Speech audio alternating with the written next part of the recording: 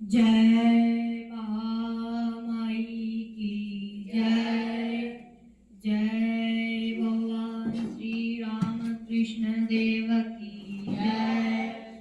जय स्वामी जी महाराज जी की जय। जय कैलाशपति गंगा माई की जय। अग्निमन श्री आला सिंगा पेरुमल को लिखित। प्रिय आला सिंगा, तुम्हें मेरा शुभ आशीर्वाद। इस बीच तुम्हें मेरा पत्र मिला होगा।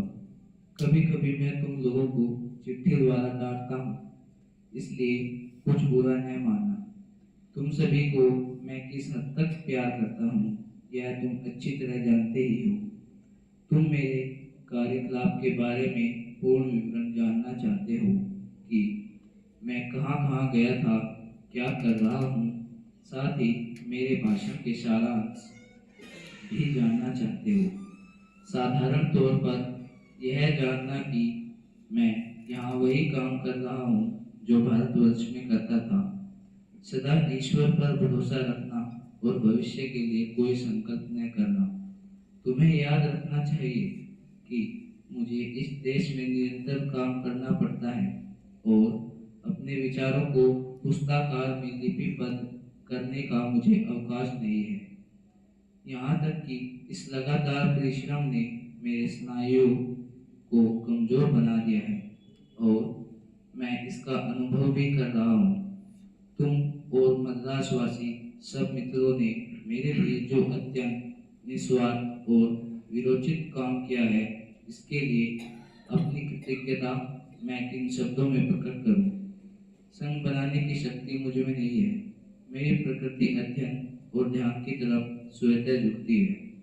मैं सोचता हूँ कि मैं बहुत कुछ कर चुका, अब मुझे विश्राम की आवश्यकता है और मैं उनको थोड़ी बहुत शिक्षा देना चाहता हूँ जिन्हें मेरे गुरुदेव ने मुझे सौंपा है। अब तो तुम जान गए कि तुम क्या कर सकते हो, क्योंकि हे मद्रासवासियों को, तुम्ही ने वास्तव में सब कुछ किया है। मैं तो केवल चुपचाप खड़ा रहा। मैं एक त्यागी सन्यासी हूँ और मैं केवल एक ही वस्तु चाहता हूँ। मैं उस भगवान या धर्म पर विश्वास नहीं करता जो न विधवाओं के आंसू पहुँच सकता है और न अनाथों के मुंह में एक टुकड़ा रोटी ही पहुँचा सकता है। किसी धर्म के सिद्धांत कितने ही महत्वपूर्ण क्यों न हो, मैं उसे तब तक नहीं मानता जब तक वह कुछ ग्रंथों और मतों तक ही परिमित हो। हमारी आंखें सामने की ओर कपाल में है, पीछे नहीं। सामने बढ़ते रहो और जिसे तुम अपना धर्म कहकर गौरव का अनुभव करते हो उसे कार्य रूप में परिणत करो। ईश्वर तुम्हें आशीर्वाद देंगे। धन्यवाद। शेष अगले सप्ताह। अब श्री राम कृष्ण वचनामृत का पाठ होगा।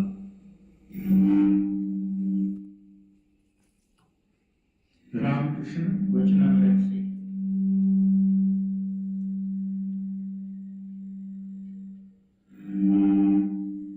जो मैं संसारी बनता है, कामनी कांचन में फंसता है, वह बदमाश मैं है।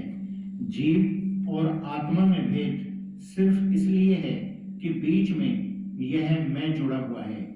पानी पर अगर लाठी डाल दी जाए तो पानी दो हिस्सों में बटा हुआ दिख पड़ता है, परंतु वास्तव में है वह एक ही पानी। लाठी के कारण उसके दो हिस्से नजर आते हैं। यह लाठी अहम ही है। लाठी उठा लो, वही एक जल रह जाएगा। बदमाश मैं वह है जो कहता है, मुझे नहीं जानते हो, मेरे इतने रुपए हैं, क्या मुझसे भी कोई बड़ा आदमी है? यदि किसी ने 10 रुपए चुरा लिए तो पहले वह चोर से रुपए छीन लेता है, फिर चोर की ऐसी मरम्मत करता है कि पसली पसली ढीली कर देता है। इतने पर भी उसको नहीं छोड़ता, पहरे वाले के हाथ सौंपता है और सजा दिलवाता है। बदमाश मैं कहता है, अरे इसने मेरे 10 रुपए चुराए थे, उफ इतनी हिम्मत। विजय, यदि बिना अहम के दूर हुए सांसारिक भोगों से पिंड नहीं छूटने का, समाधि नहीं होने की, तो ज्ञान मार्ग पर आना ही अच्छा है, क्योंकि उससे समाधि होगी। यदि भक्ति योग में अहम रह जाता है तो ज्ञान योग ही अच्छा ठहरा। श्री रामकृष्ण ने कहा, समाधि प्राप्त होकर एक दो मनुष्यों का अहंकार जाता है अवश्य, परंतु प्राय नहीं जाता। लाख विचार करो पर देखना कि अहम घूम घूम कर फिर उपस्थित है। आज बरगद का पेड़ काट डालो, कल सुबह को उसमें अंकुर निकला हुआ ही देखोगे। ऐसी दशा में यदि मैं नहीं, दूर होने का तो रहने दो। दास मैं बना हुआ, हे ईश्वर तुम प्रभु हो, मैं दास हूं, इसी भाव में रहो। मैं दास हूं, मैं भक्त हूं, ऐसे मैं में दोष नहीं। मिठाई खाने से अम्ल शूल होता है, पर मिश्री मिठाइयों में नहीं गिनी जाती। ज्ञान योग बड़ा कठिन है, देहात्म बुद्धि का नाश हुए बिना ज्ञान नहीं होता। कलयुग में प्राण अन्नगत है, अतएव देहात्म बुद्धि अहम बुद्धि नहीं मिटती। इसलिए कलयुग के लिए भक्ति योग है। भक्ति पथ सीधा पथ है।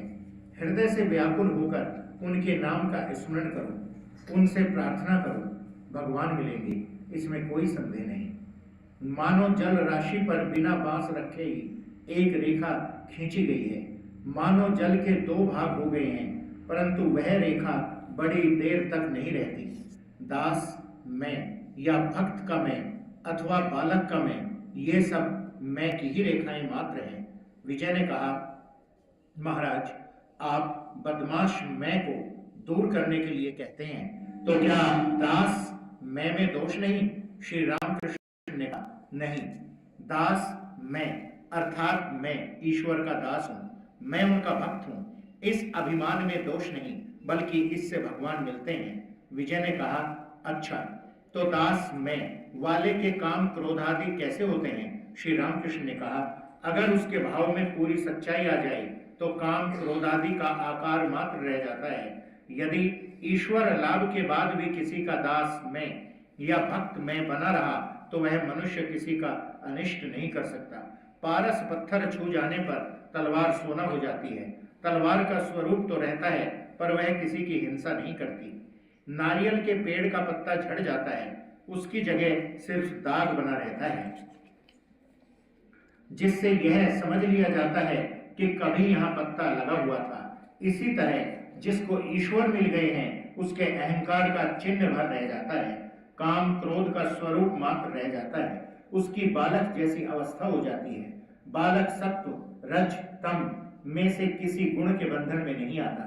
बालक जितनी जल्दी किसी वस्तु पर अड़ जाता है, उतनी ही जल्दी वह उसे छोड़ भी देता है। एक 5 रुपए की कीमत का कपड़ा चाहे तुम थैले के खिलौने पर रिझाकर फुसला लो, पहले तो वह बैठ कर कहेगा, नहीं मैं न दूंगा, मेरे बाबूजी ने मोल ले दिया है। और लड़के के लिए सभी बराबर हैं, ये बड़े हैं, यह छोटा है, यह ज्ञान उसे नहीं, इसीलिए उसे जाति पाति का विचार भी नहीं है। माँ ने कह दिया है वह तेरा दादा है, फिर चाहे वह कलाड़ हो, वह उसी के साथ बैठकर रोटी खाता है। बालक को घृणा नहीं, शुचि और अशुचि पर ध्यान नहीं, शौच के लिए जाकर हाथ नहीं मटियाता।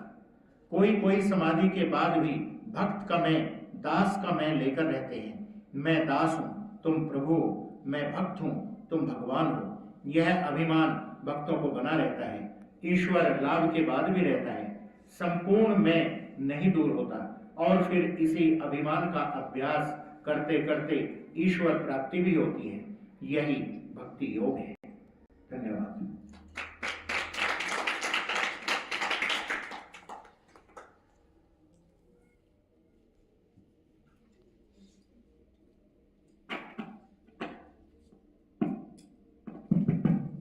व्यास भैया जी हैं और अपने विचार व्यक्त करें।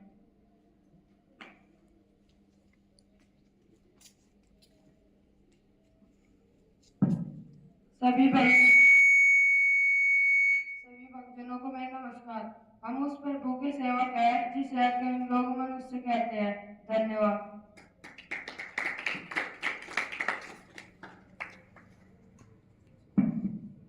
आप सभी प्रसाद ग्रहण करें और डोनेट डस्टबिन में ही डालें।